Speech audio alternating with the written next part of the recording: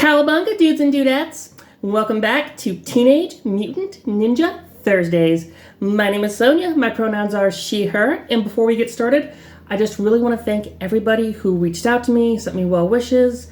I've been having some mental, hiccups. I've been having some emotional distress lately, and just needing to do a lot of self-care and a lot of healing. So we're still working on that, but I'm at a point where I'm good enough to come back and do the show that I love to do and share my love of everything TMNT with all of you.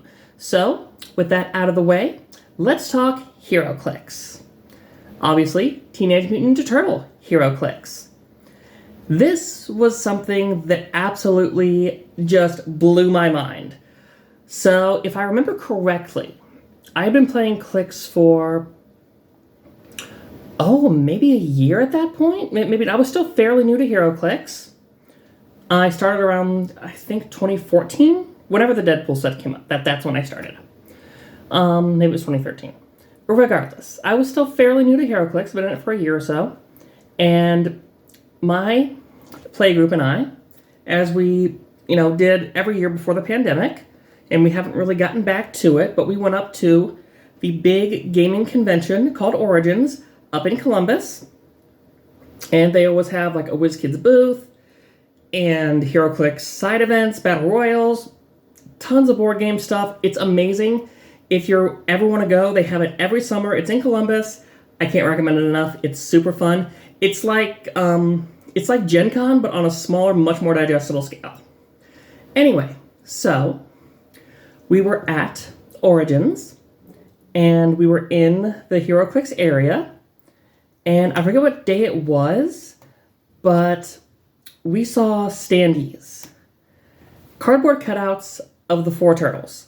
All different incarnations of the turtles. I remember Michelangelo was definitely in his 87 cartoon form, but they had Mirage, 87 cartoon, the 2003 cartoon / IDW design, and the 2012 Nickelodeon design.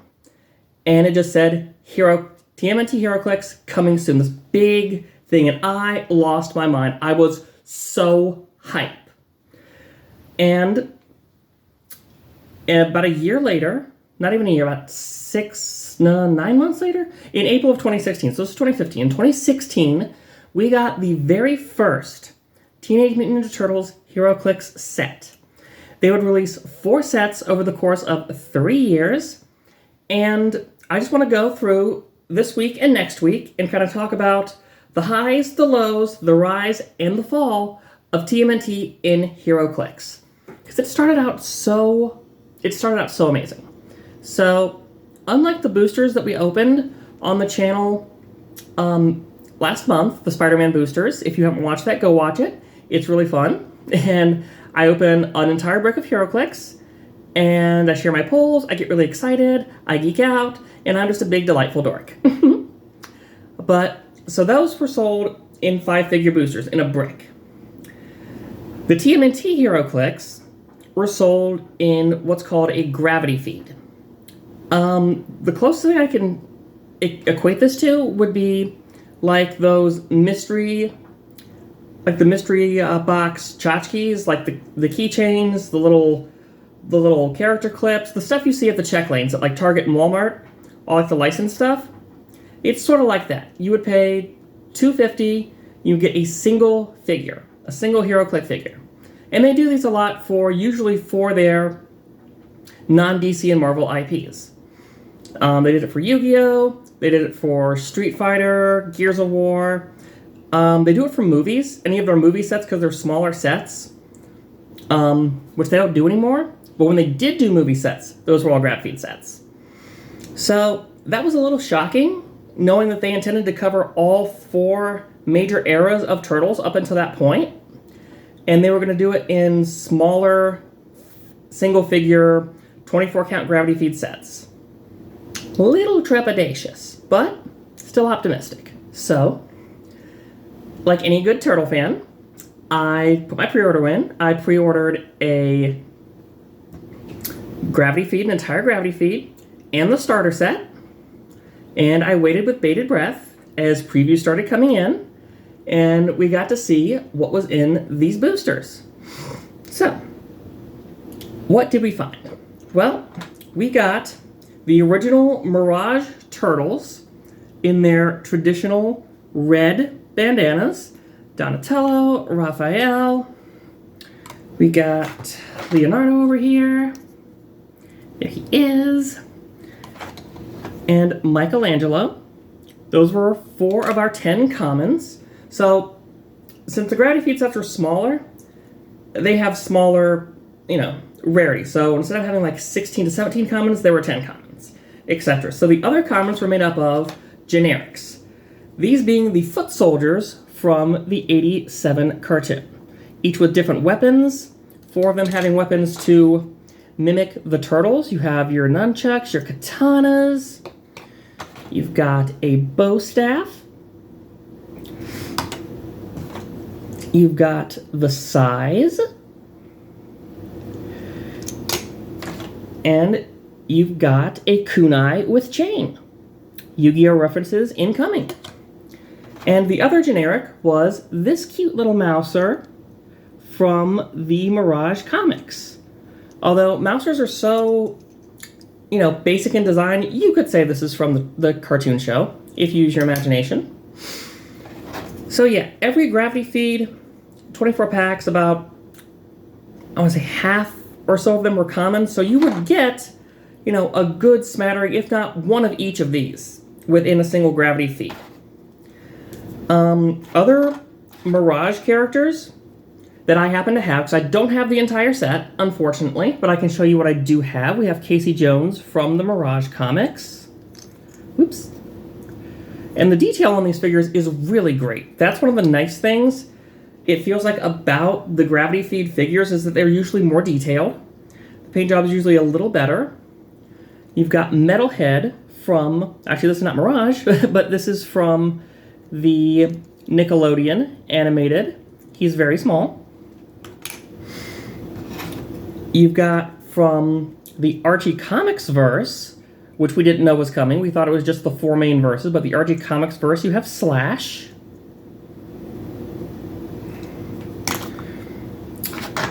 Going back to Nickelodeon, we got Leatherhead. So you see we got some really cool different sizes and scales and awesome detail and a really good mix. We got Mirage Splinter.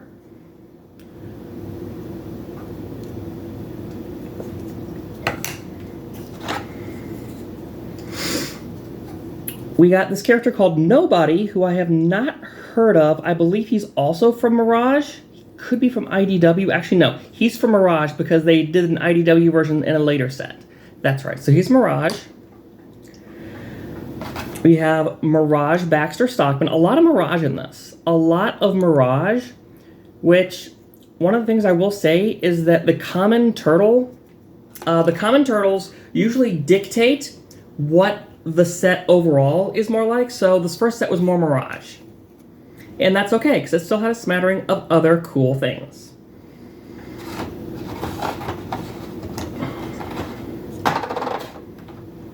We got Alpha 1, actually, from the animated series, which that's a character I didn't remember because I hadn't yet gotten my DVD box set, and had not gone back through and really rewatched the series like I have in the past couple years. So him being a deep cut was really crazy. You want to talk about crazy deep cuts? From the Archie Comics verse, look at this thing. This is Monster X. It is a chimera of Dracula, Frankenstein, the Wolfman, the creature from the Black Lagoon, and probably 3 other things that I cannot remember. This thing is freaky. It only appeared in a couple issues of the Archie comics, and somehow it gets a Heroclix. We've got Fugitoid, who looks a lot like his design from the toy line. I want to say this is from the IDW comics. I think this is from the IDW verse. We have got the Rat King His Royal Highness the Rat King. We're into super rares now, by the way.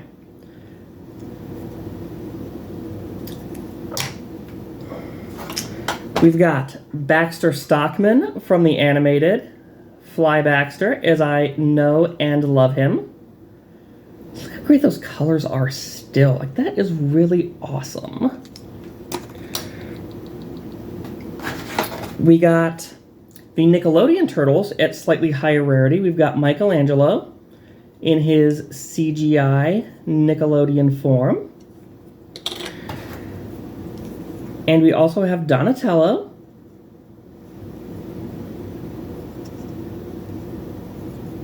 Unfortunately did not get a hold of the other two, so I only have 2 of the 4. And then we get to 2 of my favorites. The things that absolutely sold this set for me. Mr. James Avery, we got Shredder. How cool is this figure? He is either cursing the turtles or giving a triumphant monologue. I love the pose. I love the sculpt. This guy is awesome. And his better half, we have Krang. The evil ruler from Dimension X. Look how cool this is. Like, look at the scale from Krang to the actual Ninja Turtle. Like, that is awesome scale. So, WizKids came out of the gate running with this set. They did the Gravity Feed, they did the starter set. The starter set having the same sculpts as the common turtles, but actually color-coded with the bright bandana colors, or the, as we know them now, the right bandana colors. So I had to pick those up because seeing those red bandanas gives me horrible flashbacks to the first Turtles game for the NES, and we don't need to talk about that. No, we don't need to talk about that. Well, even if we did, I don't have a capture card.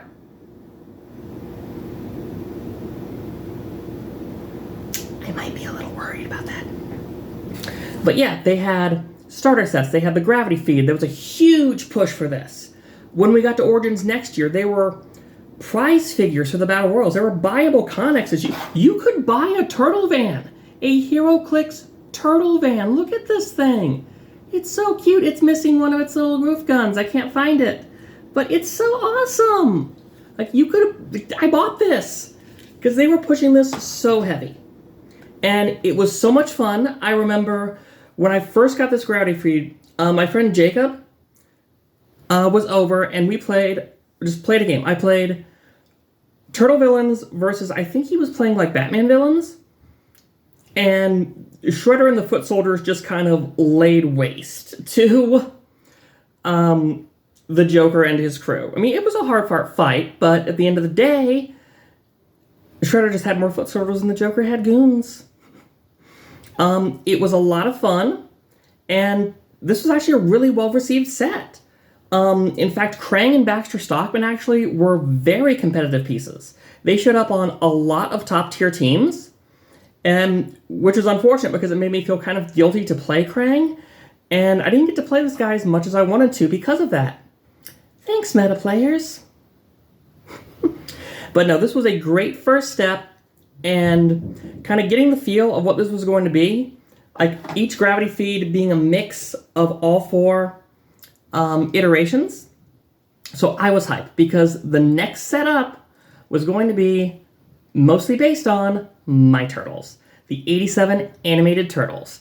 And we will pick back up with those on next week's Teenage Mutant Ninja Thursdays. I am so glad to be back. If you like what I do, click the like button, click the subscribe button, hit the bell, the notifications so you don't miss a vid. And make sure to share the videos, get them out there, show your friends, your family, show your pets. My cat loves watching these. But yeah, I just want to say thank you again for all the support, all the love, and I will see you all on the next Teenage Mutant Ninja Thursdays. Bye!